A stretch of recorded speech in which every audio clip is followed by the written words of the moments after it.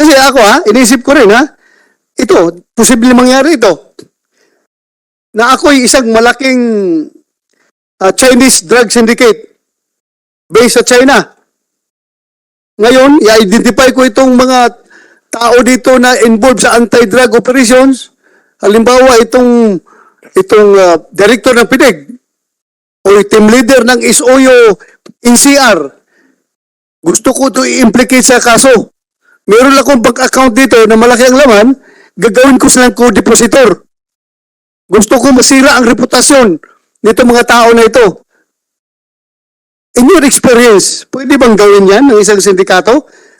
Na gawitin ang pangalan ni Senator Ronald Bato de la Rosa as co-depositor nitong bank account na ang may-ari isang Chinese na napakalaki yung pera doon sa account na yon.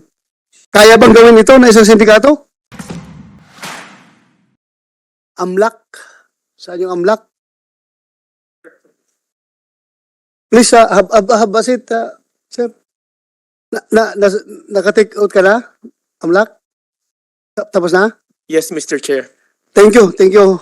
Attorney, I'm Attorney Matthew David po, the Executive Director of the AMLC. you're the Executive Director. Thank you for coming. Yes. Ikaw mismo palang Executive Director. Yes, Your Honor. Salamat, Attorney. Will you please educate this committee in line with our cleansing program, no? Yung sinasabi natin na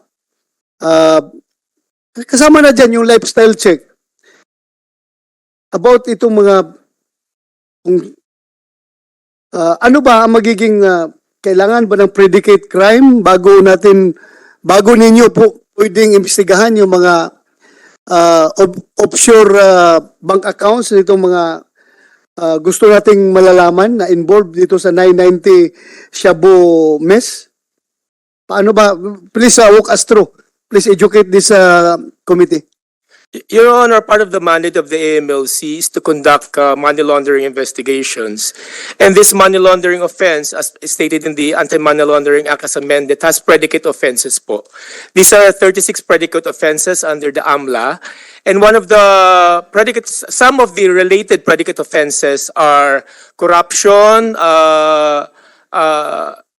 violation of the Compressive Dangerous Drugs Act, among others, that might be related to this investigation, Your Honor.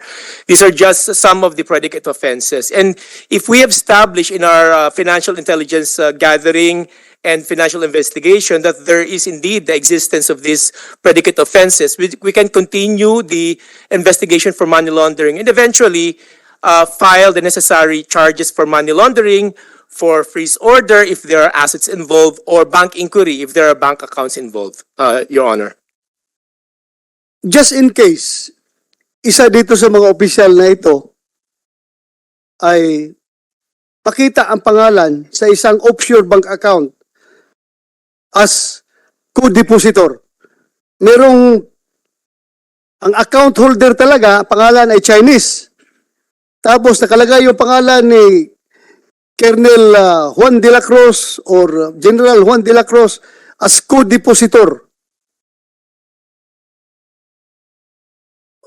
Kayong expert dito, mapipin down ba natin itong co-depositor? Kasi ako inisip ko rin ito, posible mangyari ito. Na ako'y isang malaking Chinese drug syndicate based sa China. Ngayon, i-identify ko itong mga tao dito na involved sa anti-drug operations. Halimbawa, itong director ng PIDEG o team leader ng SOYO NCR. Gusto ko ito i-implicate sa kaso. Meron akong bank account dito na malaki ang laman, gagawin ko silang co-depositor. Gusto ko masira ang reputasyon nito mga tao na ito. In your experience, pwede bang gawin yan ng isang sindikato? Na gawitin ang pangalan ni Senator Ronald Bato de la Rosa as co-depositor nitong bank account na ang may-ari isang Chinese na napakalaki yung pera doon sa account na yon. Kaya bang gawin ito ng isang sindikato? Your Honor, I can give an answer to that, but by stating the process po in the AMLC on how we can gather bank information, particularly in other countries. The process po in the AMLC is that if a law enforcement agency who is involved in the conduct of investigation, particularly po yung violation of the Dangerous Drugs Act and possibly public officials are also involved, what the law enforcement agency does is request information po from the AMLC. Because the AMLC has access po, we call this the Egmont Secured Web. We can request foreign jurisdictions for financial transaction or bank account information of the POIs or subjects po that the law enforcement agency is investigating. We do this as part of our function po as FIU. Hence, after investigation and after analysis of those bank accounts that we have gathered through our requests from the different FIUs all over the world, we can analyze whether or not these Sandali. are the same persons po. If ayo, what do you mean if ayo? FIUs po are financial intelligence units Financial intelligence units ng ibang bansa. ng ibang bansa po. Okay, please continue. Ang ginagawa po ng AMLC, nagre-request po kami ng information. For example, sa financial intelligence unit ng iba't ibang bansa, kung meron pong account yung ating mga POIs or subjects, dun po sa mga bansa kung saan financial intelligence unit po sila. And then pagkatapos po mag-gather namin ito, we analyze them, whether or not itong mga tao na may foreign accounts, offshore accounts, ay involved po sa any of the unlawful activities, yung predicate offenses nga po sa money laundering, all 36 of them under the Anti-Money Laundering Act as amended. Ganun po ang ginagawa namin. And then after the analysis, ang ginagawa po namin, we prepare a financial intelligence report, and then we share this financial intelligence report to the law enforcement agency conducting the investigation. This is meant po to assist the investigation of the law enforcement Yeah, agency. if it is not a law enforcement agency, it is the Senate Committee on Public Order and Dangerous Drugs that will request your assistance. Are you going to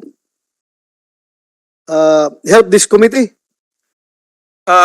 Your Honor, with all due respect po to the committee, to this committee, Your Honor, we cannot share this information po with the Senate because the Senate is not part po of the exception po on the Anti-Money Laundering Act, wherein all information po regarding financial transactions that we gathered are considered po as confidential under Section 8-A of the Anti-Money Laundering Act as amended.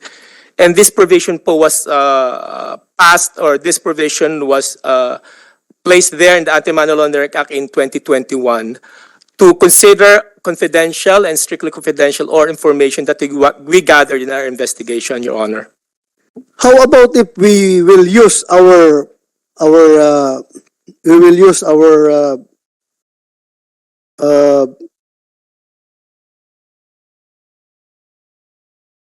yung ating oversight function over the PNP, and we will require PNP to submit to us pertinent data about these persons of interest. Then the PNP will be the one to request to the AMLAC. Is it possible? Your Honor, I believe the result of the investigation of the PNP can be requested by this committee or by the Senate. But however, if we are the one directly sharing this information to the Senate, we cannot do that po because of the Section 8-A. Yes, nakuha, I Yes, po. understand you.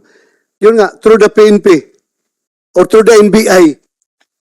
That is We will use our oversight function over these law enforcement agencies in order to obtain that kind of document. Then they will seek your help. They will seek your help para ma-produce ito. So, pwede ba yung channel na yan? Gagamitin natin? Your Honor, I'm not an expert on the rules po of the Senate, but I believe, based on my personal opinion, I believe that can be done. This Thank you. committee can request information from the PNP or the NBI or other law enforcement agency. Thank you. Basta wala lang tayong ibabayolate na batas. In that spirit of transparency, eh, kailangan natin talaga malaman ito lahat para we can make appropriate policy interventions para hindi na ito mangyayari ulit. And for all we know, Trabaho yan ng sindikato doon. Malaking drug syndicate doon sa China, sa Hong Kong, o saan ba nakabase yung international drug syndicate na yan, na mag-open sila ng account, gagawin ko depositor, itong mga tao na involved dito ngayon sa itong 990 Shabu scam na ito. Shabu bruhaha na ito. So, yun lang. Thank you for walking us through, and thank you for that information. And if you have some information na you can share with this committee without violating any provisions of law, please feel free to cooperate with this committee in aid of legislation. Huh? Yes, Your Honor, but for the information of this committee, we have already shared to the Philippine National Police what are the information they have requested regarding certain POIs or subjects in relation to this case po. Thank you. Thank you. Salamat.